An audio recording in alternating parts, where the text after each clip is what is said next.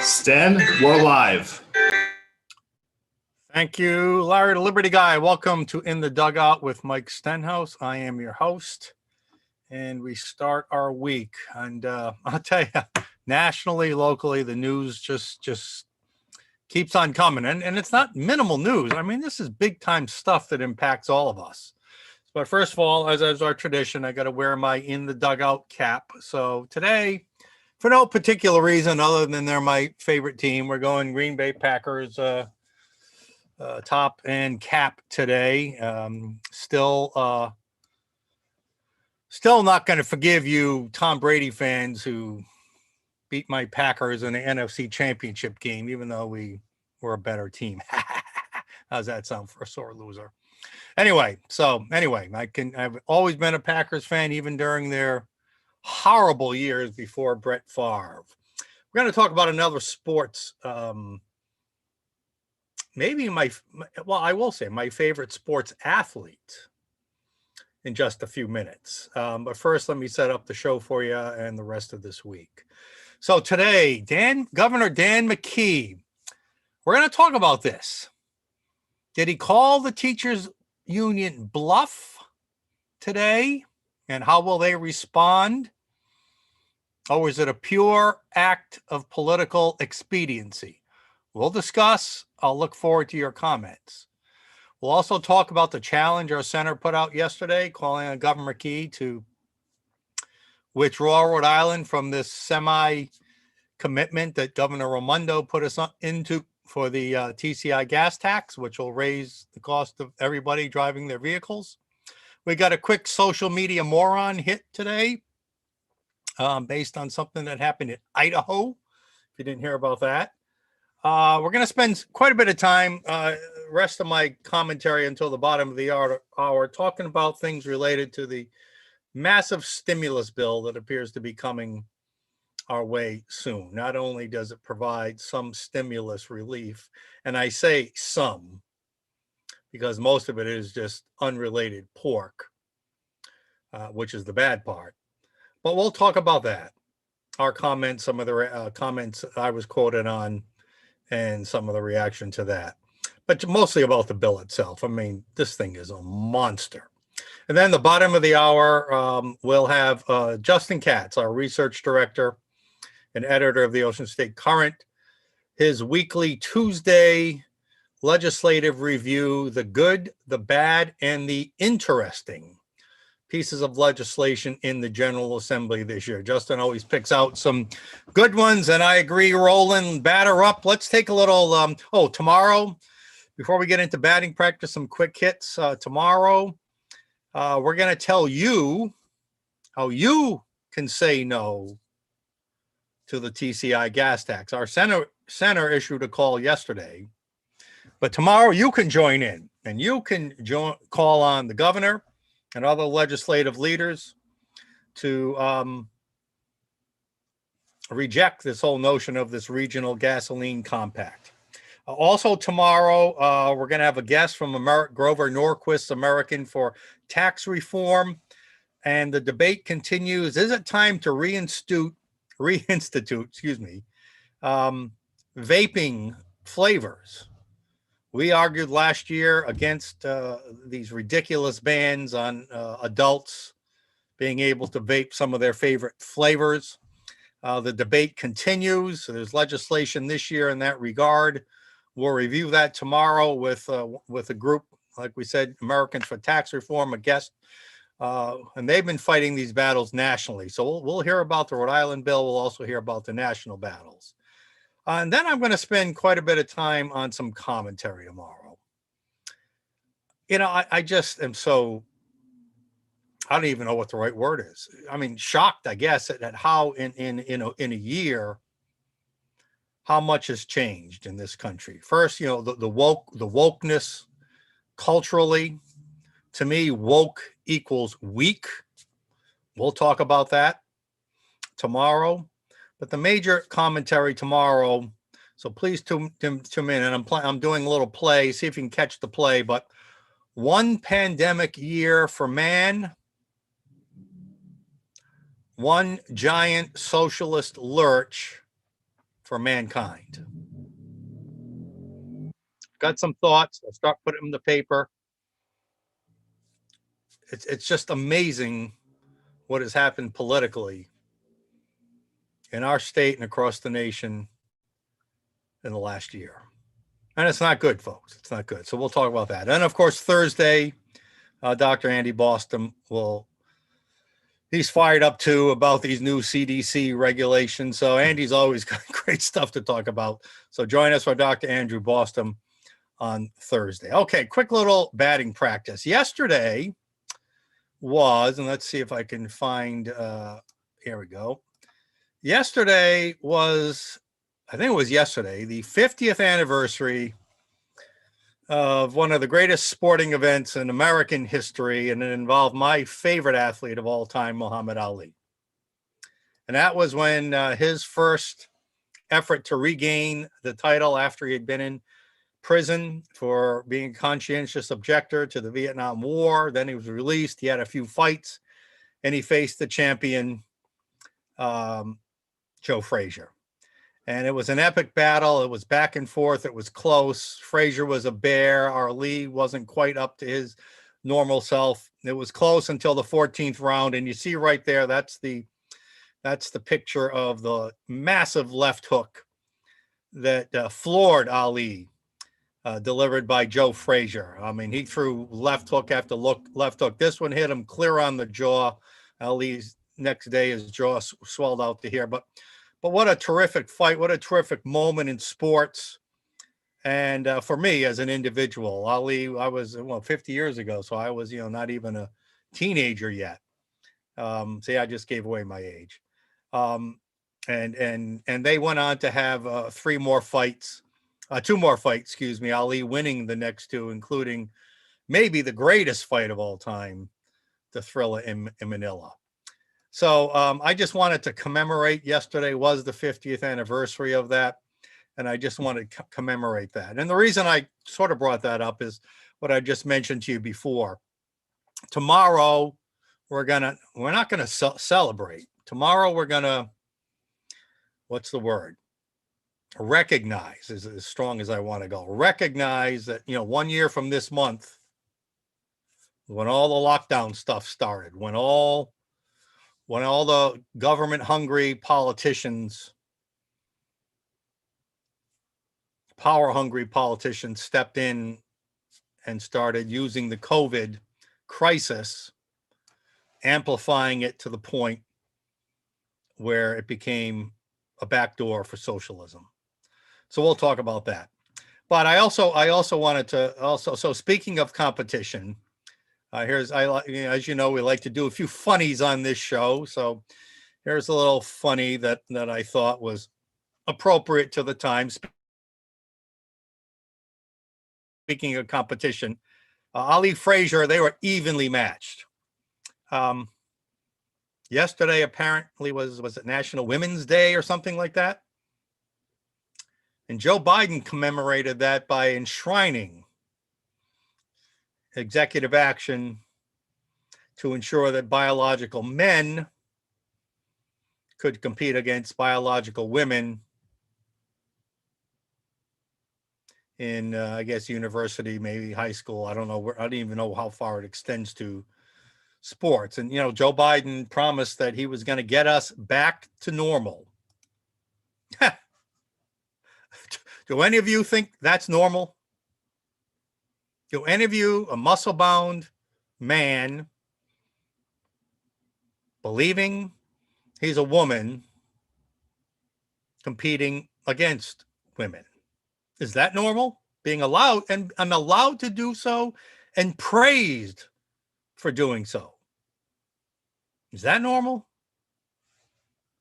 If that's normal, we're in for a hell of a 4 years with Biden, although I don't think too many of us think it's going to be 4 years. You may have seen, another quick hit. You may have seen, let's take a look at this here. Hold on 1 second. Hold on. Stop right there. Stop. My clicker got ahead of my brain right there. Okay, here we go. So here is Idaho. These are parents inviting their kids to burn their masks on the steps of their state capitol in a dumpster, as apparently the mask mandate has been lifted in Idaho. What I want you to notice, though, is not so much the video, but the commentary from Mr. Robert Reich, a former economic advisor to Bill Clinton. Just, this is depraved. What is depraved about it? We know from a scientific perspective, the masks don't work. Dr. Boston has shown us charts that in states and countries where there are mask mandates, the infection rate is just as high as in states and countries where there is not one. We understand it's become a security blanket, I guess, for people to wear a mask and to see others wearing a mask, and that's fine if you want to do it. But in Idaho, apparently, they're allowing free people to make free decisions for themselves. And a rich, elitist, leftist like Robert Reich, economist, former Clinton advisor, says that that kind of freedom is depraved. Freedom is not depraved. Being free is not depraved. Making adult choices and adults making choices for their children is not depraved. It's up to each person, each family, and that's how it should have been, if not from the very beginning, at least after some of the real data started coming in. When we started to figure out that this pandemic, who it was really affecting and who it wasn't, in 99.98% of the cases anyway, Americans, Rhode Islanders, should have been left to decide how to handle this on their own. Do I want to go to an establishment that doesn't require masks? If I don't want to go there, I don't go there. There will be other establishments that will require. Private establishments, that's their right. If they say you got to wear a mask to enter, just like many of them say you got to wear sandals or a regular, you can't wear a muscle shirt to enter, that's their right. And it's your right to choose whether or not to be a patron of that establishment. That's the way freedom works. And for an elitist like Robert Reich to call freedom depraved, I would say that he is the depraved one. That he is one that's got it completely backwards and has forgotten what this great country is all about. We're going to talk more about, well, let me jump ahead. So this wasn't on my list. So let me jump ahead on that.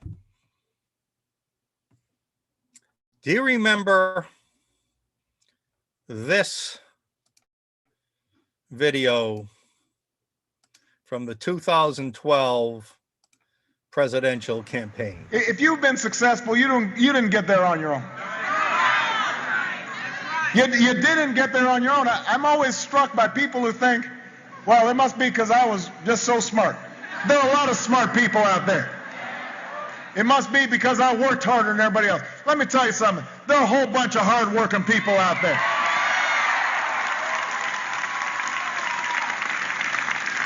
If you were successful, somebody along the line gave you some help. There was a great teacher somewhere in your life. Somebody helped to create this unbelievable American system that we had that allowed you to thrive. Somebody invested in roads and bridges. If you got a business, that you didn't build that. Somebody else made that happen. You see the attitude here? And, for all the accolades that Obama got from the adoring, fawning press, he really was the one that ushered in this age of socialism. He was so smart not to call it that, but comments like this, that it's government that does everything good in your life, that it wasn't you, it's not the American entrepreneurial spirit, it's not the free market capitalism that is, it's government that built these things for you. You were just a pawn, you were just a, worker, you were just a serf along the way. And the same attitude we saw with Robert Reich with depraved, that for anybody who doesn't go along with the government line of thinking is depraved. Do you see how backwards this all is?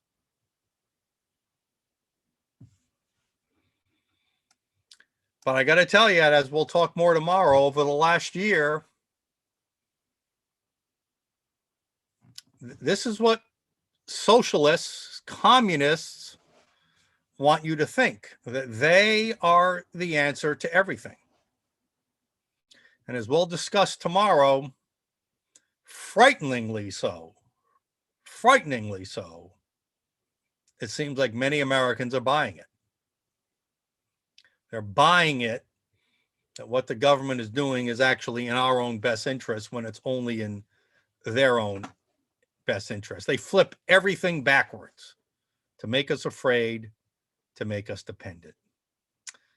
Okay, now here's an interesting topic. So today at a press conference, Governor McKee announced that teachers would jump to the head of the line when it comes to vaccines. Because if we got to give teachers what they want so we can get them back in the classroom so we can get our kids back learning.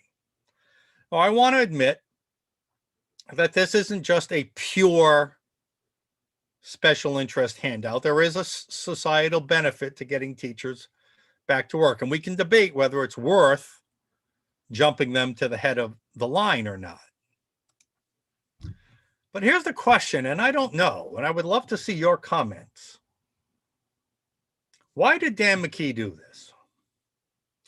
Do you think he did it as a pure political play, knowing that the teachers unions especially, and all, and most teachers, dislike him because he dared go against them and he started those mayoral academy charter schools in Cumberland and he supports them now.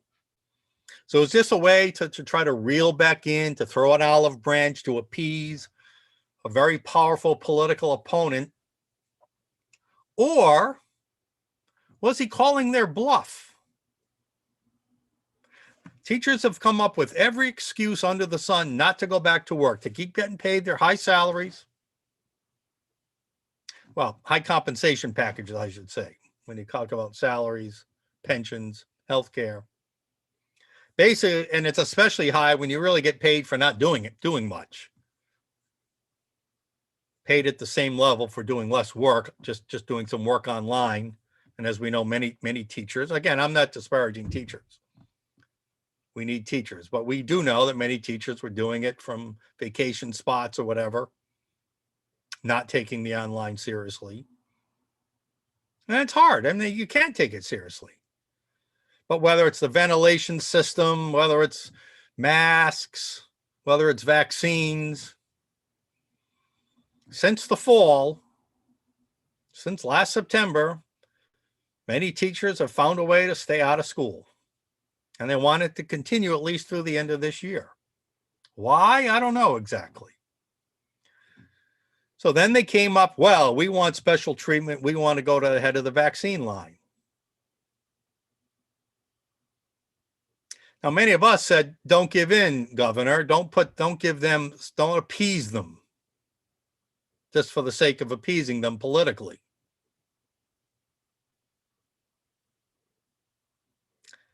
But now he's given it to them. And now we'll see if the teachers have an excuse not to go back to the classroom.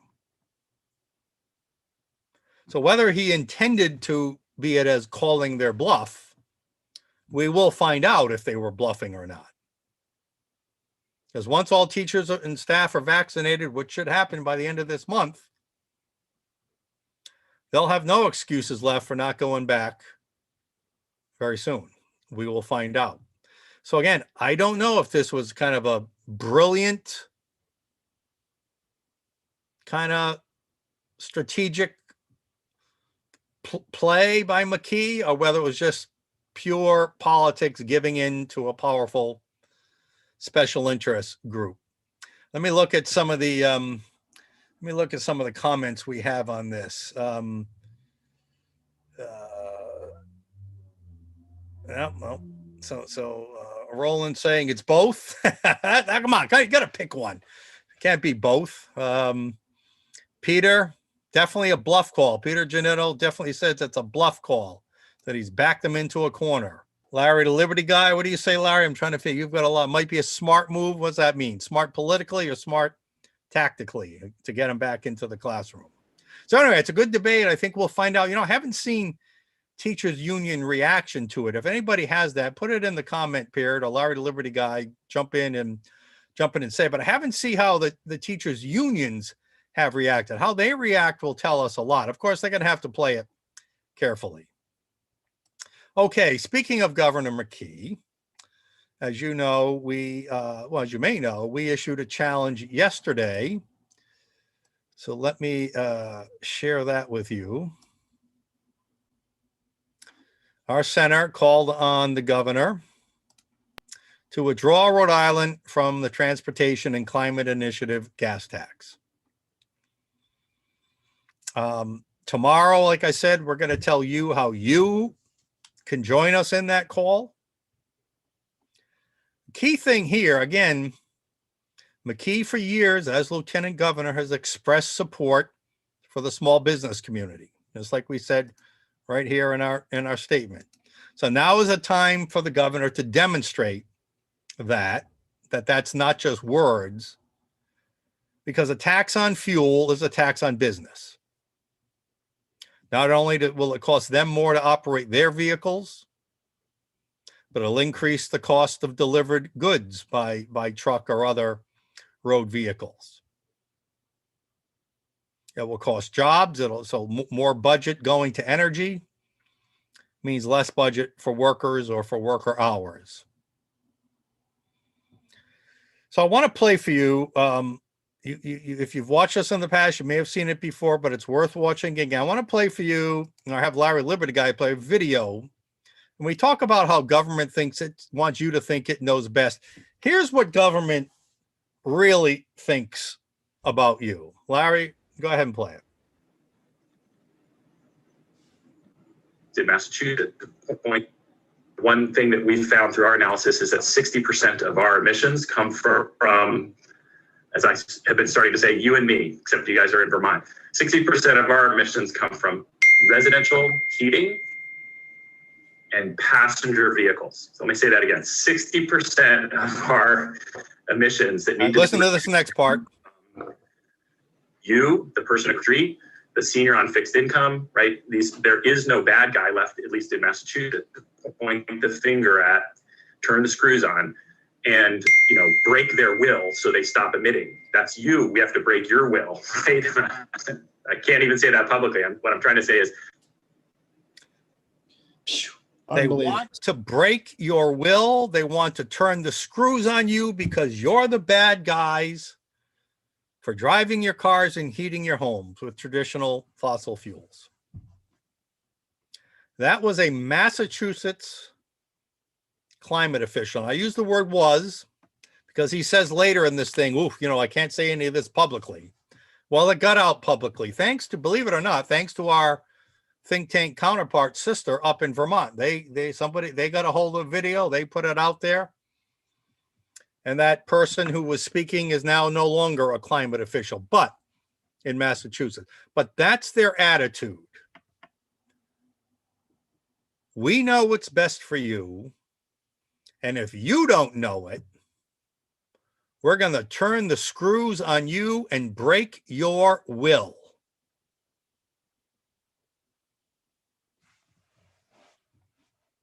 Think about that. Our call also included to the governor yesterday, also included the fact that the TCI gas tax is a regressive tax, or low-income families the most. the wasted money on energy would cause, we did a whole report on this showing 1,900 lost jobs. I can't remember how much lost in gross domestic product. It's going to cost jobs. It's going to cost $1,200 per family, both combined with the extra gas costs and the higher costs of all the transported goods that will go up because companies have to pay more to get their goods delivered to food stores and grocery stores and any other retail outlet. It's not popular from a public polling perspective. Only 3 in 10 Rhode Islanders still support it. Once they about half like the concept of cutting a gas tax, but only 3 in 10 still support it after they learn the high costs. And mostly, this is not Dan McKee's issue. This is Governor Raimondo's issue. If Governor McKee wants to find a way to separate himself from his predecessor, and we know they weren't on the same page, they weren't in simpatico on a lot of issues, then this is the way to do it. Right now, you've been talking about being an advocate for small business. You can prove that. And you can also prove that you're not Gina Raimondo. It's a common sense play to withdraw us from this TCI gas tax. And again, tomorrow we will show you how you can help say no. All right, let's go spend a few minutes on the stimulus, and then we'll bring in Justin Katz in about 5 or 10 minutes here to go over the good, the bad, and the interesting legislation. All right, I was asked by the Boston Globe what I thought of the massive amount of stimulus money that's coming to Rhode Island. And here's the quote I had in the Boston Globe. Well, at least I don't know if it was in the paper, but it was in the newsletter that goes out from Dan McGowan, Boston Globe writer who covers Rhode Island. And I said down here, as you can see, the federal money should not, basically I'm saying, don't waste it. Don't spend it on things that we can't spend it on again. Let's invest that in cutting taxes, right? To provide that buffer, because when you do lower taxes, you are going to get a little less revenue, not as much as you think, because that's going to boost the economy and you'll get more revenue from other places. But how about we do something about that worst in the nation business climate in our state? Let's look at sales tax cuts, tangible assets cuts on businesses, capital gains tax cuts for investors. How about we do something that actually literally, not the way the left uses it, literally invests in our future by creating a better business climate so that jobs can grow organically, so that people's income can rise, not from government handouts and stimulus checks and unemployment insurance, but so people can earn their income from actual work. Without more and better paying jobs, we can't have more and better paying jobs. Without more and better companies, we can't have more and better paying jobs. Isn't that what we should be striving for? But you see, this federal stimulus package along the lines that we saw with former President Obama, you didn't build that. This stimulus package is based on that same concept that without government aid, you can't do it. That the idea of rugged individualism, entrepreneurism, it can't happen unless government literally paves the way for you. Now, what we're seeing right now, I mean, the jobs, we saw a jobs report, blockbuster report in February, over 400,000 jobs created in America in the private sector, almost triple what was expected. The economy on its own, without government help, Don't forget, they've been talking about a stimulus 2 check since when? Last fall. So without government help, the economy is skyrocketing, as you would expect in at least a somewhat free society like America. We don't need the stimulus. People, we might want to give some help that, the $1,400, even somebody like me, I might even say, okay, but all the other stuff that's in there that they're saying that's not related to COVID, not related to vaccines, not related to recovering income from the pandemic, but all this other stuff, money to states to bolster pension funds and all the other spending that's in there. I mean, and I don't even have time to go through all the stuff that's in there. The extra unemployment income that will keep, as Steve Moore said on our show last week, that extra, combined with the state unemployment checks, if you're not working, the extra $300 a week from the federal will incentivize people to stay out of work. He estimates about 3 million jobs will be lost to that. They're going to increase the child tax credit to $3,000 per child and $3,600 per child under 6. That's a credit. That means actual money back in your pocket or less taxes you have to pay. They're going to increase the earned income tax credit. Of course, it has the $700 per person under $80,000 stimulus check. But just like I said for Rhode Island spending, how Rhode Island should spend money to reduce the harsh business climate, to actually invest in making Rhode Island a more fertile place to raise a family or build a career or start a business. There is nothing in the $1.9 trillion in this federal bill. There is nothing that stimulates the supply side of the economy. Again, there's 2 theories to economics, right? Supply side, demand side. The left believes in demand side, that if we literally give people money to spend, it's the broken window, right? The broken window philosophy. Let's just break every window in the world and just think of all the economic activity that people will have to spend to fix those windows. But what they forget is, well, that's less money you have to spend on food or, a car or a vacation or whatever. It doesn't work. But this is the Democrats. They just believe if we give people enough money to spend, that solves everything. But that's part of the equation. But us on the supply side, we believe that like I said, without good companies, you can't have good paying jobs. So without companies and businesses that produce the products and services, there's nothing to buy. Again, I'm exaggerating, but there's a balance, and economics, both of them are factors. But the left wants you to think that the government can fully fund the demand side of that equation, and that part of the equation is really the only part that matters.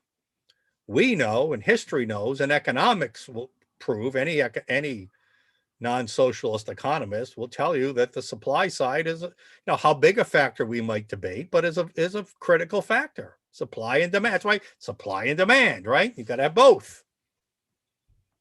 The left just thinks demand. So they're false. So there is nothing in this 1.9 trillion to stimulate the supply side of our economy. It's all to stimulate the demand side. And again, they think that without government giving it to you, not even the demand side can be stimulated. Of course, this economic news, this booming economy as states start to leave lockdown status. And again, why are they leaving lockdown status? Because the past president and Operation Warp Speed, getting vaccines out that are making it safer for us to end lockdown status. We don't need this. We don't need that extra. We'll take the 0.2 trillion for for COVID relief. I'll even go for that. Justin Katz might disagree with me here in a second, but the other 1.7 of demand stimulus is a godzillion waste of money. So that's my commentary. Let's go to Rhode Island and let's bring in Justin Katz.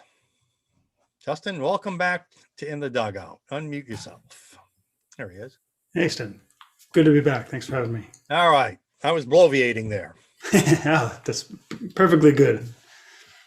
All right. First of all, you got a cap for me today. Yeah. Well, to go with today's theme of legislation, I thought I'd break out my best dad ever hat. Oh, This was totally not an obligatory Father's Day gift, but it fits with today's themes. well, from your kids, Oh, yeah, absolutely. Of course. from one of them or all of them? Probably all of them. I don't know. With love, of course, right? Yeah, exactly. But it was entirely merited and earned. It wasn't just something off the shelf because it was a seasonal gift. Oh, so you are the best dad ever. Oh yeah, absolutely, of course. I got in a fight in a parking lot with another best dad ever. You did? No, I'm kidding. Oh, all right. All right. All right. I don't. Fight. All right. So you say this cap fits the theme of the bills we're talking Yeah, about? sometimes it seems like all the bills kind of come together and Wow. have a sort of running theme. And I thought the Parenthood theme kind of, and the best of, which people will get at the end, fit with the bills today. So as I went through my vast collection of headgear, I picked. So this one. again, I said it last week. You see, these folks, this is how it does. This is how it's done. You know, you think through something and come up with a theme or a narrative. Then I say, what can I do to make that narrative more fun and interesting or to reinforce it? So not only did he find 3 bills, apparently they're going to fit a narrative, but he also got a cap on. So, all right, that's playing the game. See, you're playing in the dugout with me. I got to get all my guests to learn how to play in the dugout with me. That's a great way to do it. All right, so let me remind people that they can go to rifreedom.org/bills, and we're going to, as Justin instructs us, we're going to do exactly what he wants. So we got bills to track, and I can move this column. So rifreedom.org/bills. You guys can do this anytime you want. All right, what's the first bill we're looking for? So the first one, the good, is 5582. This is the good. Just one? Yeah, there's only one house. For some All reason, right. these are all House bills today. So this bill does what? So this is the Born Alive Infant Protection Act. What it does is, the summary that people can read there is, it affirms the humanity and legal rights of an infant who is born alive, despite the intention of his or her mother to abort him or her, and it requires appropriate medical care to be provided. And that comes with some pretty stiff penalties, felony penalties, if there's a deliberate attempt not to provide that necessary health care for the newly born infant.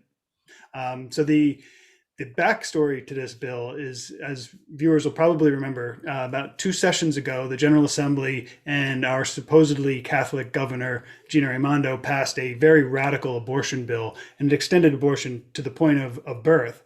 And that's kind of what this legislation is trying to deal with, the obvious consequence of that radical step. If you're aborting that late, sometimes they're going to be born. So we see that there are 3 Democrat sponsors on this bill.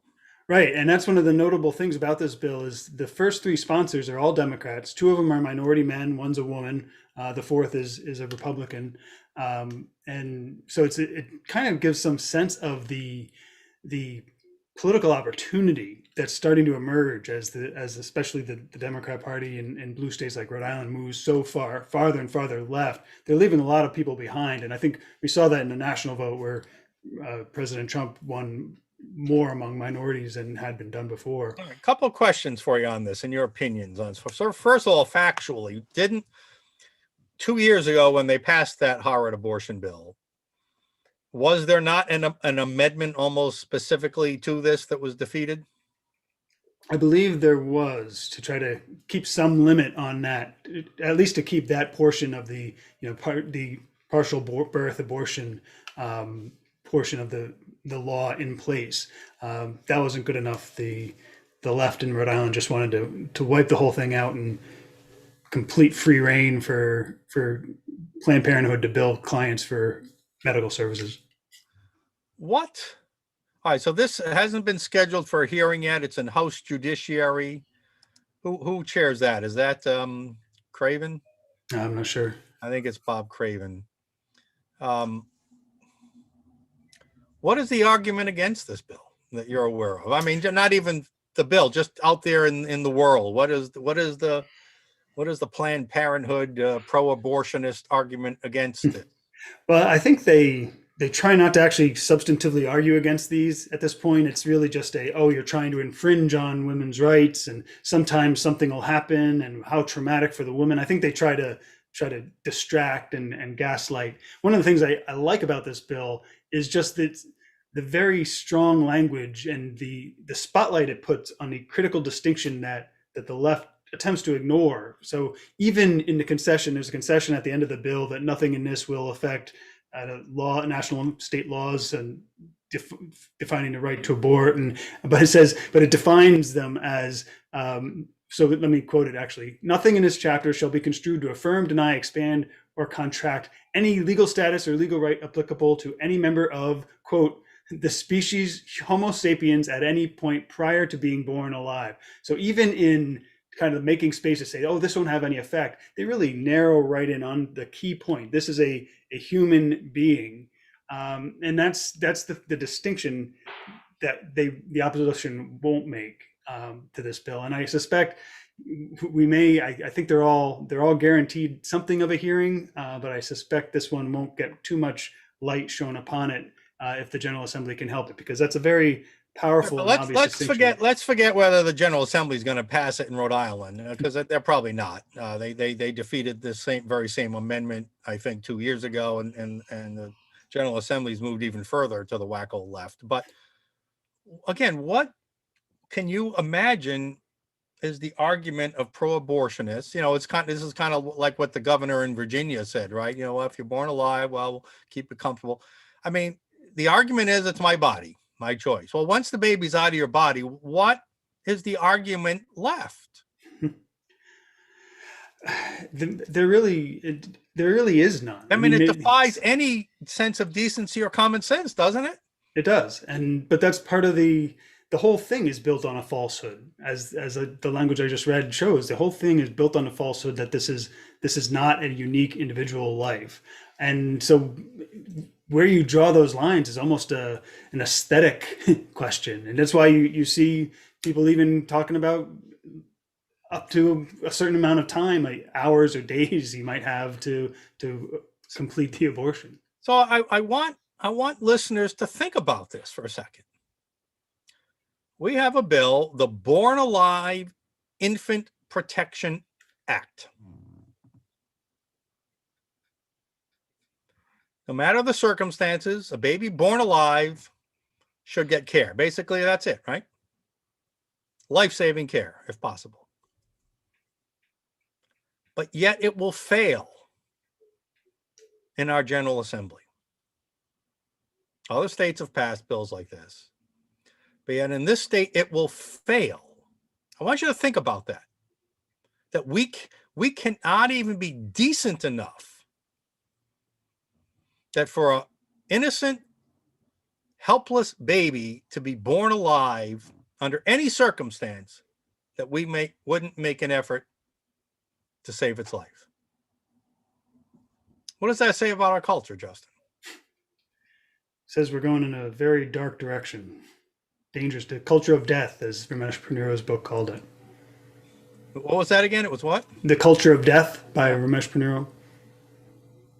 So again, just ruminate on that, folks.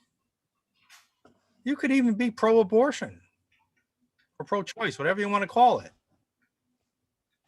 But what does that mean? It's just an incredible, sad commentary on our society. All right, what are we going to go to next, Justin? So that was the good, right? That was the good, and it was kind of the emphasis on the parenthood part of My Best Dad Ever. This part kind of emphasizes the dad part, and it was a bill I really, the male as in father, it really surprised me, this bill, when I came across it. It's 5905, and it's sponsored, the prime sponsor is new representative from Cranston, Republican Barbara Ann Fenton Fung, wife of former Cranston Mayor Alan Fung. and along with a slate of progressive representatives in the House of the General Assembly. And so what this bill does is it forces all publicly held corporations that have their headquarters in Rhode Island to have a minimum number of women on their boards. In case you're wondering, there's no requirement to have any men. This is a women only. You must have a minimum number of women. And to cap off the kind of offense of the whole thing to people with conservative sensibilities, it defines women in the law, perhaps would be for the first time in Rhode Island law, without regard to the individual's designated sex at birth. So then this comes along with six-figure fines. Wait a minute, wait. Say that again. So this bill actually defines women, female, as along the transgender line. So it's what the person says they are. So if we have a board full of men, as long as one of them wants to pretend he's a woman, that's okay. Well, it's not just one. It depends how many people. And this is what really starts to get offensive as a kind of a civil libertarian who doesn't think this is really the government's business. It's not just you must strive to have some representation. You must have one. It's if you have 6 people on your board, 3 of them must be female. If you have 4 people, 2 of them must be female. And it actually draws out the numbers with fines in the hundreds of thousands of dollars for failing. And what's roughly the ratio? 30, 40, 50%? What is it? Well, it looks like what they tried to do was, I mean, they only go up to 6, but they tried to split it in half. They'll give you 1. If it's a 5-member board, you can have 2 females and 3 men. Of course, you can have 6 women. Yeah, minimum half minus 1 then. Yeah, basically. And so I wrote about this bill on oceanstatecurrent.com. And for that article, I did confirm with Representative Fenton Fung, again, a Republican, that this wasn't some sort of filing mistake. You know, maybe she put it together as like a prank and it accidentally submitted it. No, she confirmed, yes, she meant to put this in. And what really, I've read much more legislation over the past few years than I wanted to, as I've complained to you about.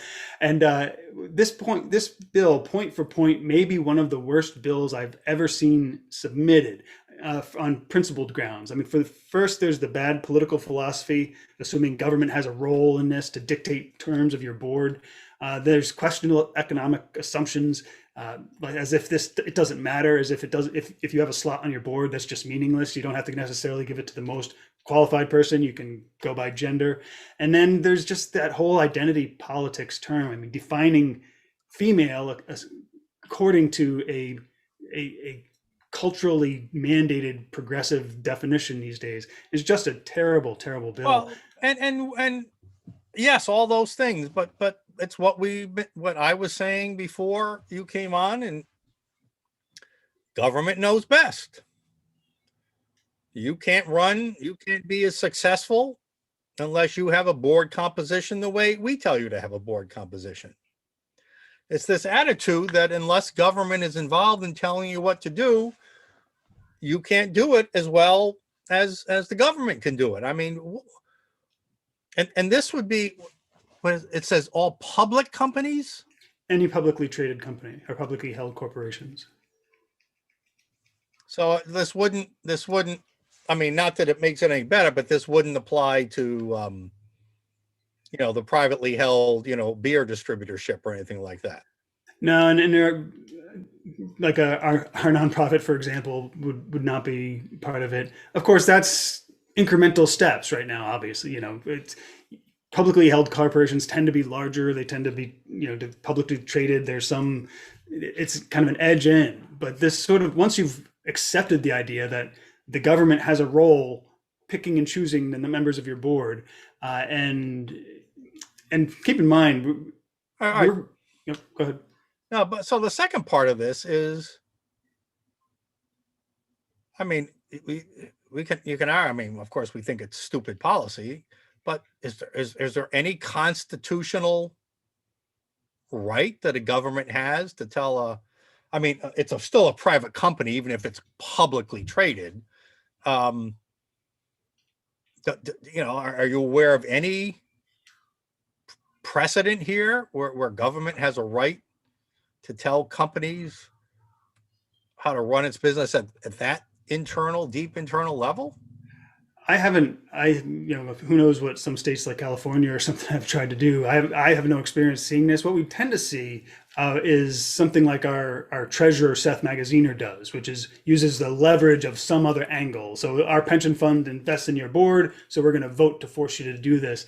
That's how government tends to work. This is kind of, as I said, it's just a new step, assuming government has the power to do this. And I mean, frankly, if you get to the economics of it, I suspect any business that didn't want to comply would just not headquarter in Rhode Island, which isn't that difficult to do. Well, I got to think this would be ripe for a constitutional challenge. Yeah, you would think. I just can't imagine that. No, I guess we can imagine after what we've seen in the last year, but at least any reasonable court would say that the government has the right to intrude on the affairs of a business like this. Yeah. Wow. You can hope that it is terrible. So that's is there a Senate companion to that yet?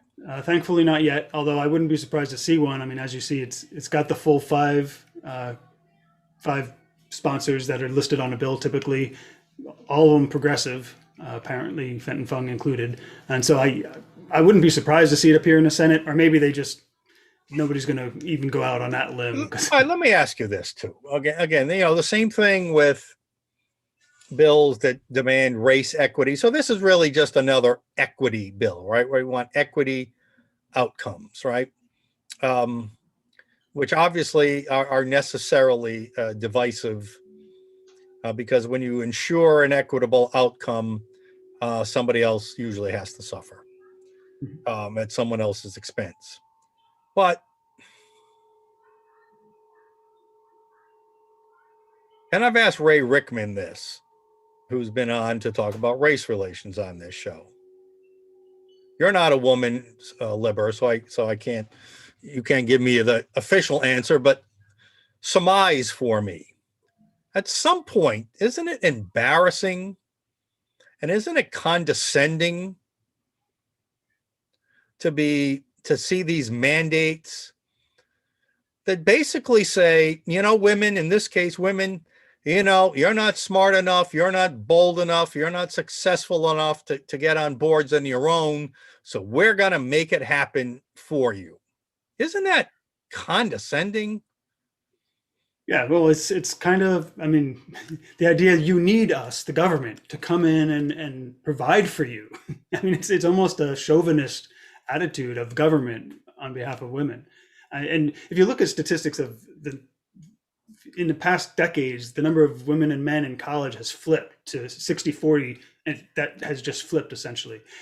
That's going to start being visible in places like boards. It takes time for these to happen. And so what happens is the government jumps in and pushes things along, and then nobody thinks to pull it back when things go real bad, which you end up with now, men are such a high proportion of suicides and that sort of thing. I think in part because all of this radical push just doesn't know when to stop.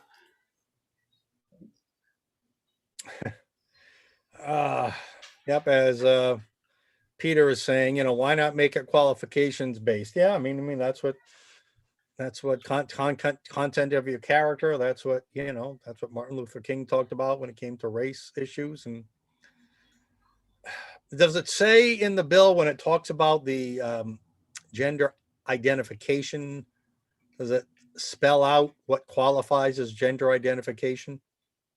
It just, that person self-identifies is the term to use. Self-identifies as a woman. So all boards ought to have at least one that don't want to meet this or can't meet this without screwing up their firing people or whatever from their boards. They should just get people to sign a piece of paper and they can show it to the government when they need to that Jim Smith identifies as a woman. Yeah. Yeah. Well, that's so kind of, there was in that brief period where we could still joke about things like same-sex marriage. There was a movie with, I think Adam Sandler was in it, where he and his buddy were pretending to be gay so that they could get married and share their health insurance. That's where, when you start to get into questions of fraud, would the government then, if you did that on your board, would the government then do a fraud investigation to see if you were genuinely transsexual? And at this point, where you can just say I'm a female and be one. I don't know how you prove fraud. Or yeah, that day I was, the next day I wasn't. We fulfilled you have to have a woman for a This is period. the inanity of it all. All right, exactly. We got 5 minutes left. What's your last bill here? Okay, well, this one will be kind of a palate cleanser after that one, and I'm going to emphasize the best part of this, best dad ever, because this is H6094 by Representative Patricia Morgan, also Nardone and Roberts, all Republicans. And what this does, it's just a resolution to commemorate Rush Limbaugh, the GOAT of conservative talk radio. And I love, they don't even define GOAT in the bill, as if everybody should just know he's greatest of all times. Those should be all capitals, I think. Yeah. GOAT. Well, it is in one place. Oh, it is. Okay, I see it over here. Yeah. So I just mainly like the idea of this. It's a nice counterpoint, I think, to the real vitriol that's been out there over Rush Limbaugh's death. I'd love to see just the public take enough interest in this bill to get more attention to it, and we can have a conversation about it.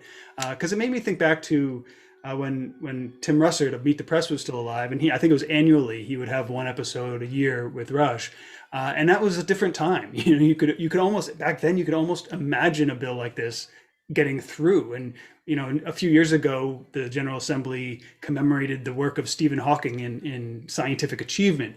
Now, Rush has been on the radio in Rhode Island for decades. He's almost, in that regard, a public figure in Rhode Island. There's no reason he shouldn't be commemorated, and yet it's almost impossible to imagine a bill like this getting much of a hearing. And it would send the resolution to Rush's wife, Catherine.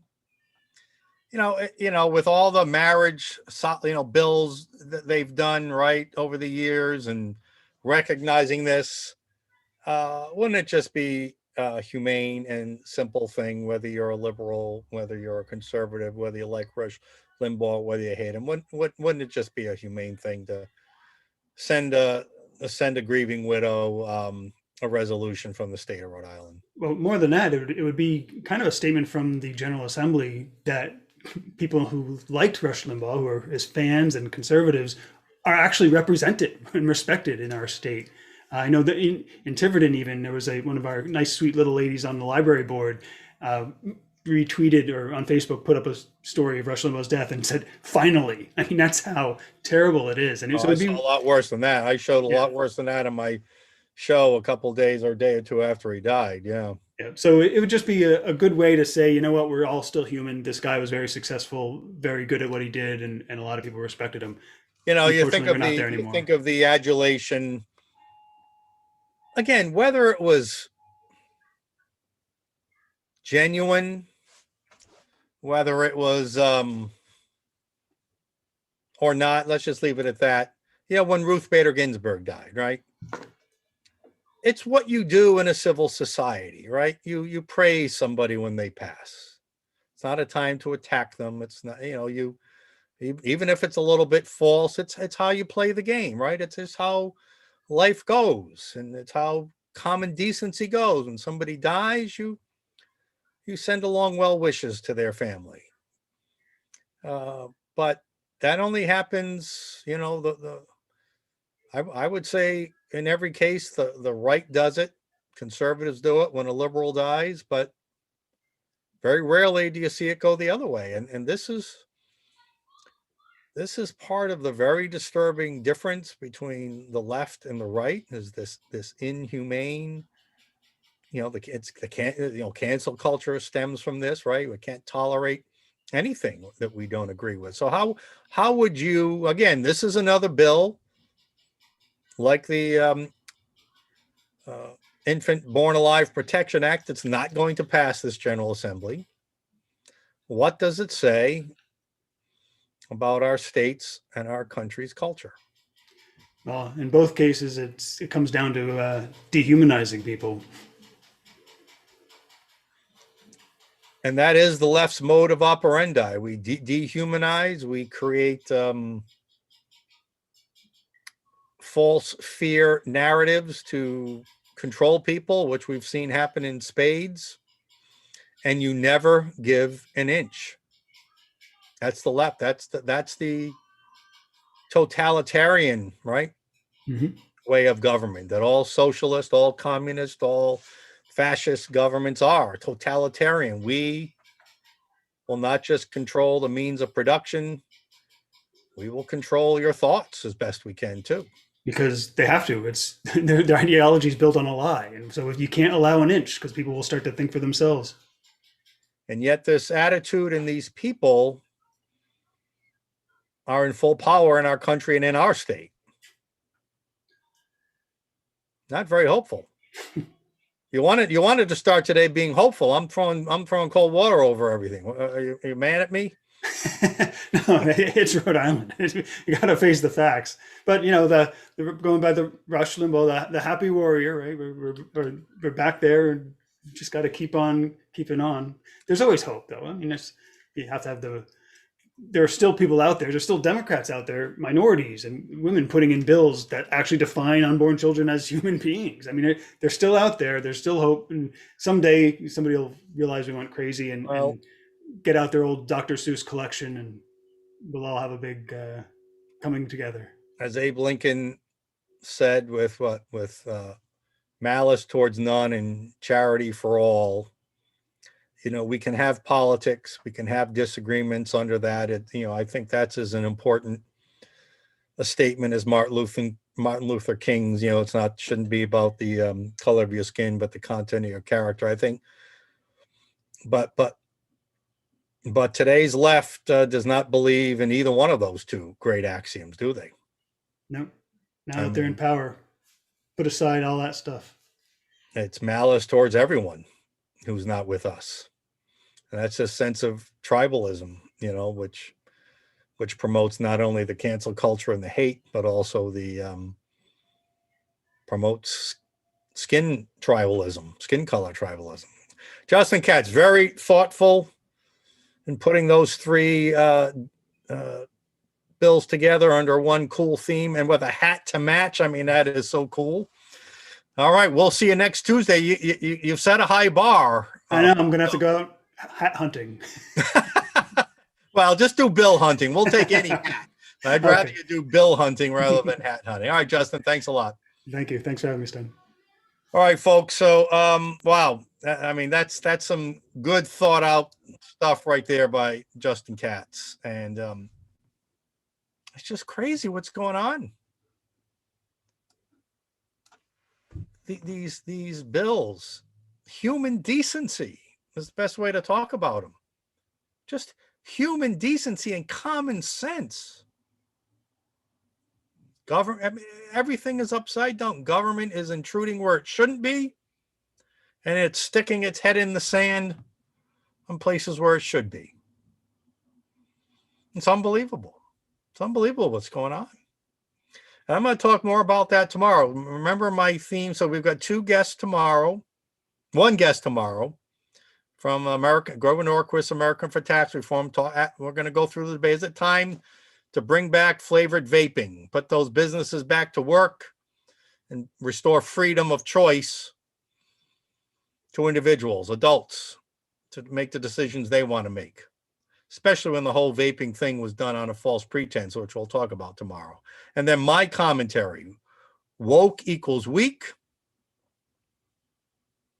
and one small pandemic year for man, but one giant socialist lurch for mankind. Tomorrow on In the Dugout. Thanks for tuning in. We'll see you next game. Good day.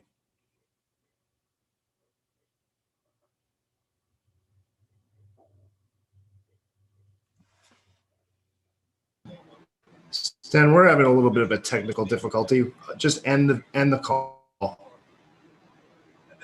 Pardon me?